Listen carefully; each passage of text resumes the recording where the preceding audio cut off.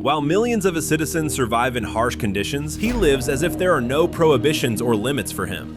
Luxurious residences, elite alcohol, delicacies from around the world, yachts, expensive cars, and habits that make you feel uneasy. Behind the official image of the great leader hides a completely different life. Closed, excessive, and indecently expensive. Today we will show what an ordinary day of Kim Jong Un is really like. And believe us, some details will really surprise you. Welcome to the channel for the richest. Luxury life. Most world leaders have, at least in theory, a clear routine. Waking up, briefings, meetings, a minute-by-minute schedule. For Kim Jong Un, everything looks far less predictable. Little is known about his actual schedule, but if we are to believe those who have observed the North Korean elite, his waking time largely depends on how long the previous evening dragged on and how much alcohol was consumed the night before. That is, he apparently simply does not have a fixed wake-up time, like a person living by discipline. But for the entire country, the morning is set in motion by a completely different logic. The residents of Pyongyang are awakened not by alarm clocks or the noise of an ordinary big city, but by loudspeakers playing a song with the characteristic title, "Where Are You, Dear General?"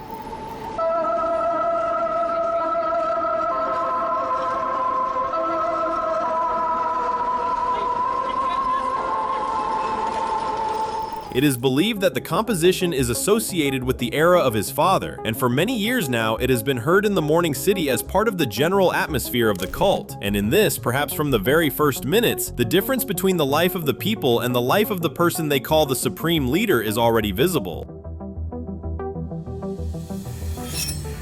While the capital wakes up to mandatory music, Kim Jong Un himself begins his day not in an office or an ordinary house, but in the luxurious Ryongsong residence, where he lives with his wife Ri Sol-ju and their children. This place has long been known as the central luxury mansion of the North Korean leader, and the word mansion here sounds even too modest. In essence, it is a closed complex that was created not as a dwelling, but as a space where power should be felt in literally every detail. Inside, banquet halls by the water, a huge swimming pool with a water slide, jogging tracks, sports grounds, spa zones, stables, separate spaces for horseback riding, shooting, and relaxation. This is not just expensive real estate, but an entire infrastructure for the life of a person who does not need to go anywhere to get everything at once. And it is from this atmosphere of closed abundance that each of his days begins. If an ordinary person getting out of bed first goes to the bathroom, then even such simple things are turned into mythology around Kim Jong Un. In North Korea, stories have been spread for years that the representatives of the ruling dynasty are supposedly so special, so devoted to their country and people, that they allegedly do not have the most ordinary human needs. Similar legends were previously told about Kim Jong-il and Kim Il-sung, and it sounds so absurd that from the outside it seems impossible to believe that anyone could take such things seriously. But the problem is that inside the closed system, rationality has long given way to suggestion. Many North Koreans have been taught from childhood to look at the Kim family not as political leaders, but almost as beings standing above the rest. People who managed to flee the country told how they grew up in the belief that the leader could read their thoughts and punish them even for internal disagreement. This is no longer just propaganda in the usual sense, but an environment where power is maintained not only by fear, but also by an artificially cultivated belief in the superhuman image of the leader. Despite the scale of the cult, Kim Jong Un's morning begins with something familiar to millions of people around the world: a cup of coffee. Only here, the similarity with ordinary life almost ends. While some people make do with the simplest drink in a hurry, the North Korean leader, according to available data, prefers rare and expensive varieties, including elite Brazilian coffee, which costs nothing like an everyday product. This is not about a beautiful detail for the image, but about a real symbol of luxury. According to some estimates, the price of such coffee reached up to $500 per pound, and in just 1 year, 2016, North Korea, as reported, could have imported almost $1 million worth of Brazilian coffee for the needs of the top leadership. Oh boy. In a country where access to many goods is limited, and for the majority of the population, rare imports remain an inaccessible exotic, even a morning cup becomes a sign of the distance between the ruler and his people. After coffee comes a moment when the contrast between the two Koreas becomes especially stark. According to estimates from international organizations, millions of the country's residents face food shortages, and a significant portion of the population lives in conditions of constant deficit. Against this backdrop, Kim Jong Un's breakfast looks not just rich, but defiantly luxurious. This is not a story about a bowl of porridge or a quick snack between tasks. According to descriptions, his morning table resembles a full-fledged meal for a person accustomed to starting the day with abundance. While part of the country counts calories due to food shortages, the supreme leader begins his morning as if restrictions exist only for others. Kim Jong Un is credited with a love for demonstratively luxurious food, expensive meats like Kobe and Wagyu, sushi with fatty tuna toro, and Swiss Emmental cheese, for which, according to stories, he sought supplies from abroad. His table is not about simple food, but about constant access to the most expensive gastronomic whims. With such a diet, the thought of sports sounds almost like a joke. According to reports, morning exercises and disciplined work on the body are not among Kim Jong Un's regular habits. Instead, another system is built around him, not about health in the ordinary sense, but about the maximum possible prolongation of the leader's life. It has been reported that he was regularly observed by foreign doctors, including Russian specialists who came for examinations, procedures, and medication support. At the same time, a personal chef works alongside him, including in the menu ingredients with a reputation for being rejuvenating: berries, black garlic, ginseng, and other products that are credited with the ability to support the body. All of this looks like an attempt not just to take care of well-being, but to service the main asset of the regime, the physical existence of the person on whom the entire structure of power rests. When the morning ritual is over, the next part of the day begins, the public one. Kim Jong Un goes out to factories, construction sites, farms, markets, demonstratively inspects objects, talks with officials, gives instructions, and listens attentively to reports. From the outside, this should look like the schedule of a person who personally keeps the country's life under control and is genuinely immersed in the problems of ordinary people. But in reality, such routes have long become part of a carefully constructed spectacle. These are not spontaneous trips by the leader, but elements of a propaganda machine whose goal is to constantly confirm the desired image. North Koreans are shown not just the head of state, but a caring master of the system who allegedly sees, checks, solves, and directs. And the poorer the country lives, the more important it is for the regime to create the impression that the leader is always nearby and holds everything in his hands. Before appearing in public, Kim Jong Un must look exactly as his image requires. Usually this is a dark suit with a tie or a tunic in a style reminiscent of his grandfather's wardrobe. Here, clothing works not as a personal taste, but as a visual signal. Before you is not just an official, but the heir to a dynasty, a person who must be associated with the continuity of power. A separate topic is his hairstyle. Shaved temples and more voluminous hair on top have become an almost signature detail of his appearance. This silhouette is instantly recognizable, and, according to many observers, also visually adds height. But the most remarkable thing is something else. In North Korea itself, no one can simply take and get the same haircut. The country has an approved set of permitted hairstyles, separately for women and separately for men. Moreover, state television showed exactly how to cut hair to match the socialist image. And among all the permissible options, the very style worn by the leader is absent. He must remain unique, even in such a small detail. In any normal country, the strange habits of the head of state cause jokes, discussions, and memes. In North Korea, such logic does not work. There, any whim, any rule, and any symbol associated with the supreme leader automatically receive an almost sacred status. Therefore, around Kim Jong Un, there is a space where even obviously absurd things are not openly questioned. He cannot be freely discussed, he cannot be calmly criticized, and many of the regime's decisions are perceived not as a subject of dispute, but as something that must be silently accepted. And it is precisely this that allows him to exist in a reality where personal style, manners, and even details of appearance become a political issue. Logic there has long been secondary. Despite all the grim background, Kim Jong Un has a passion that long looked almost unexpected: basketball. An interest in the NBA is believed to have appeared in him during his school years in Switzerland. It was then that he, according to reports, became especially interested in the Chicago Bulls. And over time, this passion led to one of the strangest friendships in modern political history. This is of course about Dennis Rodman. He was the American who managed not only to meet Kim Jong Un, but also to enter his personal circle of communication. They were brought together by a love of basketball, and the North Korean leader even called Rodman a friend for life. Against the backdrop of the extremely complex relationship between the United States and North Korea, this looked almost surreal. Rodman himself emphasized that his contacts with Kim were about sports, not politics. In public, Kim Jong Un almost never appears completely without details that emphasize the level of closed luxury. Expensive watches are regularly noticed on his wrist, and according to some estimates, the value of his personal collection could exceed $8 million.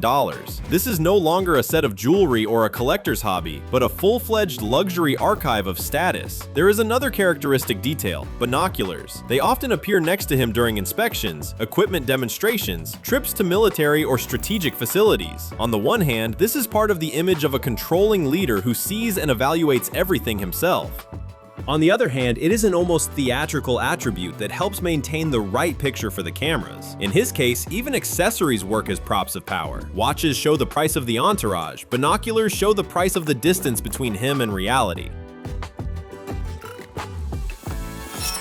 If you look at Kim Jong Un's car collection, it becomes clear. The restrictions that were supposed to cut off access to luxury goods do not prevent him from living the way the most closed rich people on the planet are accustomed to living. His collection includes mentions of the Audi R8, Range Rover, armored Rolls-Royce Phantom, and a number of other expensive cars, the cost of which is measured not in thousands but in hundreds of thousands of dollars per unit. But a special place is occupied by the Mercedes-Maybach limousine, a car for those who love not just comfort but a spectacular entrance. According to data, such a model could cost about $1,600,000. And we are not talking about a single favorite car, but about a whole set of luxury transport. More than 100 cars were mentioned, from executive to sports cars. Just one episode with a trip in a Rolls-Royce Phantom, worth about $500,000 to a meeting with Mike Pompeo, already perfectly shows the scale. Cars are only part of the picture. The maritime side of his life looks no less expressive. One of the most famous is considered to be the 95-foot yacht My Princess, whose value was estimated at approximately $7 million. But even here, it is not about a simple vessel for walks. It is rather a floating luxury salon where everything is designed for privacy, comfort, and the right impression. On board, there are several spacious decks, a salon, an equipped kitchen, a separate dining area, cabins with their own bathrooms, and an atmosphere more reminiscent of a closed mini resort than an ordinary yacht. Dennis Rodman, who saw it personally, compared the interior to something between a ferry and a theme vessel at the level of expensive entertainment. And it is especially important that the story is not limited to one yacht. Satellite images and publications in specialized media spoke of other vessels, jet skis, recreational boats, and even water attractions. At this stage, it is especially difficult not to notice the main contrast of the whole story. While a significant part of North Korea's population lives in extreme poverty, Kim Jong Un himself exists in a space where spending on watches, cars, yachts, food, and alcohol looks almost bottomless. Even the cost of one collection of his accessories, according to some estimates, is comparable to the sums that could be used to provide people with basic food. At the same time, huge resources of the country go to what helps the regime survive: the security bloc, the army, the inner circle, the servicing of the very top. Against this background, the public part of his day becomes especially important. He smiles, poses for photos with workers, waves to the crowd, behaves like a leader who is sincerely loved. And this is precisely the cynicism of the system. The greater the gap between the life of the authorities and the life of the people, the more actively the authorities try to appear close and caring. Luxury is hidden here not because it does not exist, but because it cannot be shown in full to those who will never see anything like it. Kim Jong Un understands perfectly well that absolute power gives rise not only to privileges, but also to constant fear. Therefore, security around him is built at a level that more resembles the protection of a monarch in a hostile world. He is accompanied by bodyguards who have passed a strict selection and serious combat training. These are not just people next to the leader, but a separate, carefully assembled security perimeter.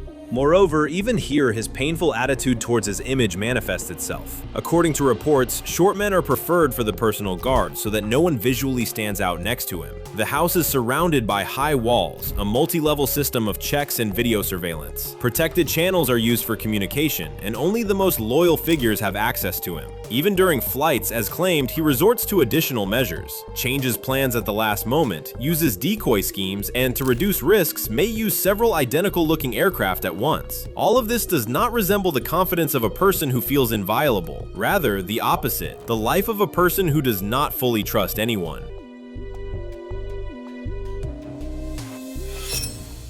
The reasons for such caution are understandable if we recall the story of his half-brother Kim Jong Un. Once upon a time, he was considered one of the possible heirs to North Korean power, but after a high-profile scandal involving an attempt to enter Japan using a fake passport, he lost his position. Over time, he found himself outside the center of power, but his very existence could still be perceived as a potential risk to Kim Jong Un's monopoly. In February of 2017, Kim Jong Un was killed at Kuala Lumpur Airport. The attack looked like a carefully planned operation. Women approached him, applied a toxic substance to his face, and then everything developed rapidly. Later, it became known that VX, one of the most dangerous nerve agents, was used. Death came very quickly, and this case caused an international outcry. In many publications, it was Kim Jong Un who was named the main beneficiary of what happened. And even if we look at this story as a political elimination of a rival and not just a family drama, the conclusion remains the same. To maintain power in his world, moral boundaries have long ceased to be a limitation. Kim Jong Un's parties are already an open demonstration of excess. Dennis Rodman, who had the opportunity to be nearby at such moments, described the atmosphere simply. There are constantly dozens of people around, cocktails, laughter, a relaxed atmosphere, and the feeling that absolutely everything is available to the host. According to him, if they open tequila there, it is the best tequila. If food appears on the table, it is not just expensive, but maximally expensive. Such evenings are built according to the classics of the closed elite world. Many drinks, expensive products, a select company, and the feeling that ordinary rules do not apply here. A separate and particularly grim part of these evening entertainments is the story of the so-called closed female groups, which have long been associated with the North Korean elite. Various sources feature a system in which, for the entertainment of the leader and the highest circle, women were selected with different roles. Some sang and danced, others did massages, and others, as defectors and journalists claim, were intended for much more personal forms of leisure. At the same time, the official picture looks completely different. In public, Kim Jong Un appears next to his wife, and the image of a family man clearly works for his political reputation. He must look not only strong, but also a normal leader, composed, stable, almost traditional. However, behind closed doors, if numerous reports are to be believed, a completely different side of this life exists, and it is this that shows how carefully the public facade and the internal reality, accessible only to the chosen few, are separated in his case. The most striking thing about this story is not even the very fact of the existence of such a closed world, but the level of spending that accompanies it. According to reports, in 1 year, about $3,800,000 could have been spent on lingerie for the women from this circle. This is no longer just a whim, but a scale of expenditure comparable to budgets that in another country would go to social programs or serious infrastructure needs. At the same time, regular medical examinations are also mentioned to ensure that everything meets the requirements and expectations of the system. In this same block, his interest in snake wine also emerges, to which local beliefs attribute properties related to masculine strength. Kim Jong Un apparently has no particular respect for local alcohol. He is credited with the habit of importing elite imports on a scale that amazes even against the backdrop of very wealthy people. There was talk of tens of millions of dollars per year that could be spent on alcohol for him and his inner circle. Moreover, there was even talk of purchasing special expensive equipment, for example, for recovery after heavy evenings. The episode with the interception in 2019 of a shipment of Russian vodka in the port of Rotterdam is particularly indicative. Then it was a question of almost 1 million bottles, which, according to the authorities, could have been destined for Pyongyang in circumvention of restrictions. One such shipment was intercepted, but the very logic of the situation suggests something else. If a cargo of such a scale was even prepared, then the consumption of elite alcohol at the top there is measured in volumes that will seem almost fantastic to most people. For a country under sanctions, this looks especially cynical. Restrictions exist, but for the chosen ones, there are always ways to bypass the rules.